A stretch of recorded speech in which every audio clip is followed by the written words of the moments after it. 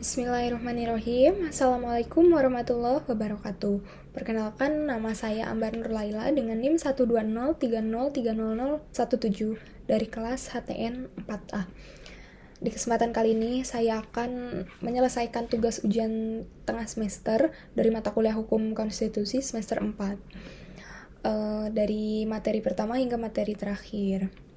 Baik, materi pertama yaitu konsep konstitusi. Konstitusi adalah draft, yaitu seperangkat kajian yang fokus membahas suatu hal, baik dalam kondisi, objek, sifat, dan lain sebagainya. Nah, asal mula konstitusi terlebih dahulu. Yang pertama Aristoteles. Asal mula konstitusi sudah ada dalam pemikiran para filsuf, akan tetapi tidak secara eksplisit dengan istilah konstitusi yang ada saat ini. Dalam buku The Republic, karangan Plato, ia mengungkapkan gagasan dalam bukunya yang mana ia menyampaikan kalimat politeia dan nomoi. Ia menjelaskan bahwa politeia adalah sebuah aturan dan cita-cita dalam pendirian sebuah negara ke arah yang lebih baik dan demi kemaslahatan umum. Kondisi pemerintahan pada zaman Yunani saat itu timbulnya abuse of power atau kesewenang-wenangan yang dilakukan oleh para pemimpin. Terdapat arogansi dan penyalahgunaan kekuasaan lainnya.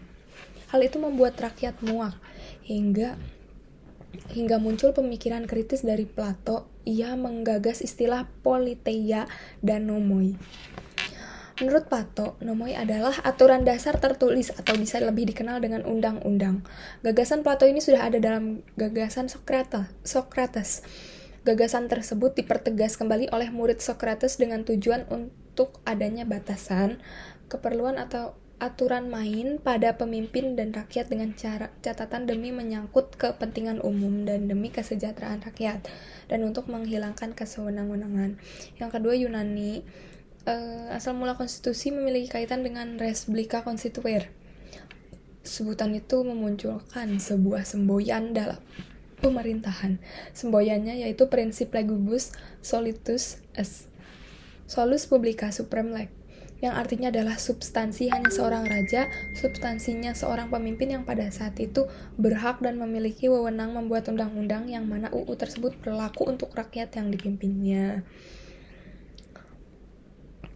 Selanjutnya dari negara Roma, lahirnya konstitusi di Roma itu dilatar belakangi oleh hegemoni atau dominasi kaum gerejawan di masa itu, yang mana sumber aturan pada kanonik yang berupa kitab atau aturan gereja, yang mana aturan tersebut cenderung eksklusif bahwa kaum rohanian yang memiliki kewenangan yang fundamental dalam membuat aturan, walaupun ini identik dengan keagamaan.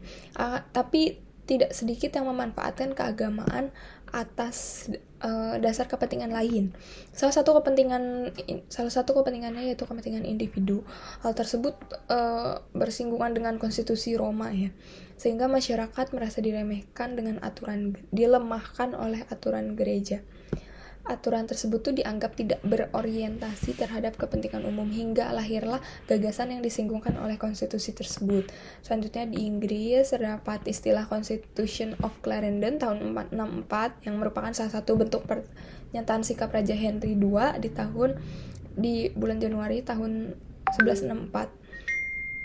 Substansinya tersebut bicara dengan batasan dalam kewenangan pengadilan gereja, karena aturan gereja tersebut tidak sewajarnya dan tidak diterima oleh masyarakat karena tidak mementingkan kepentingan publik. Di Perancis, istilah konstitusi awalnya dari bahasa Perancis yaitu constituere, yang artinya membentuk suatu negara. Salah satu sumber mengatakan bahwa identifikasi konstitusi atau UUD dimulai sejak Oliver Cromwell atau Lord Protector, yang berarti bahwa undang-undang dibuat sebagai landasan untuk pemerintah. Dari hal tersebut lahirlah identifikasi dan konstitusi dan UUD. Dan ada negara Belanda dari asal istilahnya dari grondwet. Grond artinya tanah atau dasar dan wet artinya aturan. Aturan tersebut digabung menjadi aturan dasar. Makna dalam konstitusi Belanda dengan negara-negara lainnya memiliki kesamaan yang dianggap aturan dasar atau peraturan yang fundamental. Nah, salah satunya pendapat dari sarjana hukum berkenaan dengan konstitusi yang saya paparkan di sini oleh Brian Thompson. Ia mengatakan bahwa the Constitution is a document which contains the rules for the operation of an organization. Yang mana artinya bahwa konstitusi itu adalah dokumen tertulis yang mengatur tentang jalannya organisasi. Lanjut pada materi selanjutnya mengenai sejarah dari konstitusi. Nah, sebelumnya sejarah konstitusi itu ternyata terbagi menjadi 3 hal, yaitu pertama, pembatasan kekuasaan, yang kedua, mengatur kekuasaan, dan yang ketiga, penyamaan HAM. Nah, sejarahnya itu yang pertama dari Yunani pastinya ya. Yunani sangat dikenal dengan negeri yang melahirkan banyak para kaum intelek atau para filsuf dalam berbagai hal. Nah, dalam konstitusi terdapat beberapa filsuf yang gagasannya dianggap berpengaruh dalam dunia konstitusi. Di antaranya pertama adalah Socrates, yang kedua Plato, yang ketiga Aristoteles, dan yang ketiga adalah Aristoteles. Nah, asal mula dari konstitusi itu sebuah sumber mengatakan bahwa berasal dari Inggris. Ketika itu Oliver Cromwell, yang merupakan seorang birokrat kerajaan, ia mengatakan the instrument of government atau hukum konstitusi. Kemudian gagasan tersebut diadopsi oleh pertama Amerika Serikat dulu tahun 1778, setelah itu diadopsi kembali oleh Perancis oleh Lafayette tahun 1789. Perancis mampu mengembangkan hukum konstitusi menjadi lebih kompleks sehingga Prancis dianggap sebagai lab hukum konstitusi dibandingkan dengan negara-negara yang sebelumnya. Nah, selanjutnya konstitusionalisme adalah negara yang menerapkan dasar konstitusi. Sumbernya mengatakan memiliki Constitution of Clarendon tahun 1164. Nah, bersumber dari Raja Henry II tahun 1164 yang isinya membatasi kewenangan peradilan gereja yang dianggap mendominasi. Nah, Magna Carta tahun 1255 merupakan salah satu sikap yang ditunjukkan oleh bangsawan Inggris terhadap raja pada saat itu yang dianggap sebagai mengeksploitasi kaum bangsawan dengan mengambil pungutan-pungutan dan iuran secara paksa dan tidak transparan. Magna Carta berisi tuntutan dari para bangsawan pada saat itu yang mana mereka menuntut hak, transparansi, dan interpelasi terhadap raja. Isi lainnya berbicara mengenai kerajaan tidak bisa mengambil dan membuat pungutan tanpa persetujuan. Hal tersebut merupakan pembentengan kaum bangsawan terhadap raja. Nah, materi selanjutnya yaitu terbentuknya konstitusi, 7 asas yang harus dimiliki dalam sebuah negara. Yang pertama, asas pengakuan dan perlindungan HAM, yang kedua, asas legalitas, yang ketiga, asas pembagian kekuasaan, yang keempat, asas peradilan yang bebas dan tidak memihak, yang kelima, asas kedaulatan rakyat, dan yang keenam ada asas demokrasi, dan yang ketujuh ada asas konstitusional. Nah, terdapat 3 proses pembentukan konstitusi. Yang pertama adalah given, yang kedua on purpose, dan yang ketiga adalah revolution. Given itu diberikan oleh seorang pemimpin atau penguasa yang secara khusus biasanya dilakukan oleh raja atau kaisar yang sistem kerajaannya monarki dan tunggal atau mutlak. On purpose, konstitusi disusun oleh Majelis Konstitusi di kota Philadelphia pada 1 Maret tahun 1781 dan disahkan 17 September 1787.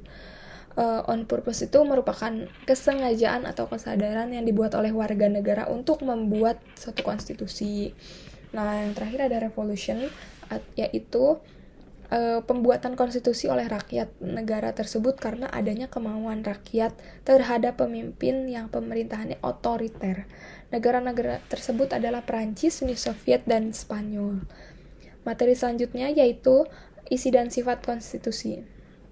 Setiap negara memiliki sifat konstitusi yang berbeda-beda tergantung dari kultur negara, sistem pemerintahan, bentuk negara, dan lain sebagainya. Nah, salah satu pendapat sarjana mengenai isi konstitusi yaitu Casey Ware.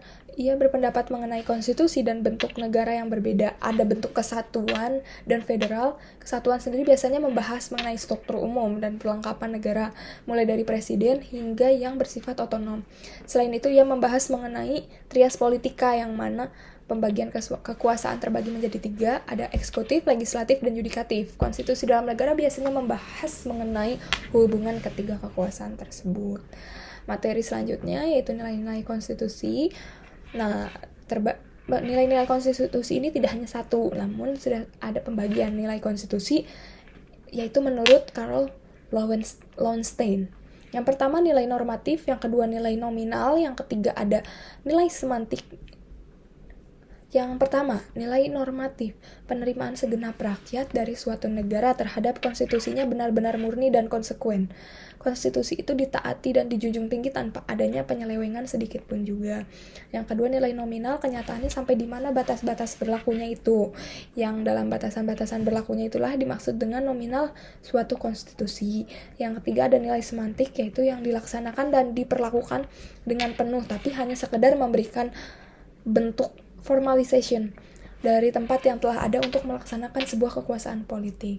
Konstitusi ini memiliki nilai yang mana konstitusi dibutuhkan untuk mewujudkan kehendak-kehendak politik.